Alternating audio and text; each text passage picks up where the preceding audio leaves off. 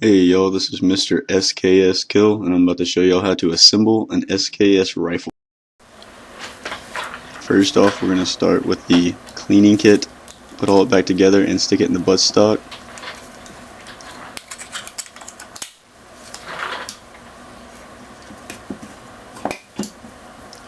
Place the receiver and barrel assembly back into the stock.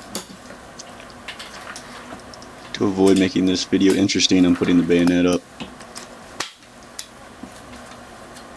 Next, I'm putting in the magazine assembly, followed by the trigger assembly. Take the trigger assembly and line it up with the slotted guides inside of the receiver. Pivot the trigger assembly back once engaged in guides inside receiver, and then lock down the trigger assembly firmly with hands. Now take your gas piston extension spring, gas piston extension, gas cylinder tube, handguard, gas piston. Slide the gas piston extension spring over the gas piston extension. Insert the gas extension rod and spring back into the carbine. I used a punch to put the gas extension rod back in, but rotate the gas cylinder latch to 10 o'clock position to keep the gas extension rod inside while you complete the next following steps. Without being a dumbass like myself, place the gas piston into gas cylinder tube. Next, attach the gas cylinder tube to gas cylinder. Make sure the end of the gas piston rod is flush with the end of the gas cylinder tube, and then snap end down and into place. Now it's time to lock the gas cylinder tube latch in place. Sometimes it's hard on some people's rifles. This one it was. My Yugo is easy. I used a punch to lock the lever into place. After I'm done fumbling with the camera, we can install the bolt and the bolt carrier into the rear of the receiver. Receiver cover, bolt carrier, and bolt assembly. Alright kids, this is what the bolt and the bolt carrier look like when they make children. And this is how the bolt carrier mates with the bolt. Alrighty, now it's time to install the bolt and the bolt carrier into the rear of the receiver. And you slide it forward.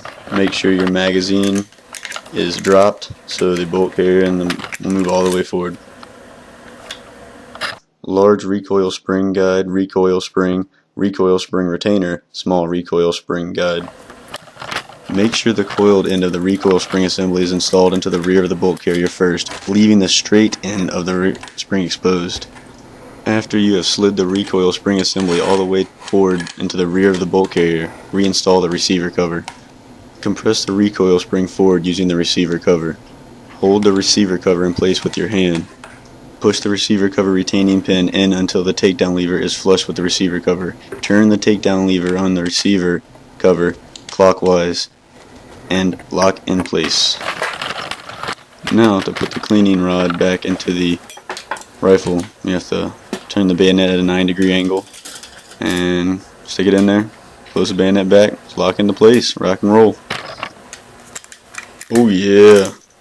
Now you're going to want to cycle the bolt handle several times to ensure there is no binding and everything is functioning properly.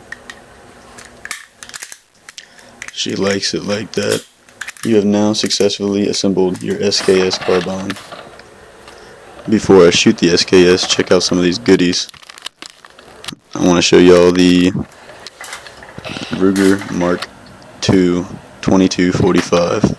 Great little pistol. Alright, this is Mr. SKS Kill.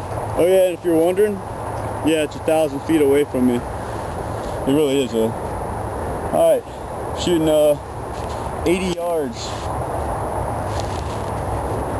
with the SKS. It's pretty sighted in already. Russians are shorter, seems like, than the Yugo SKSs. Someone knows that answer, can you let me know?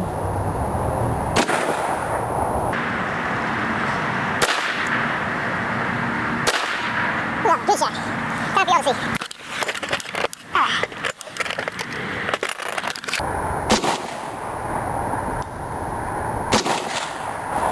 Remember, this is pretty much night.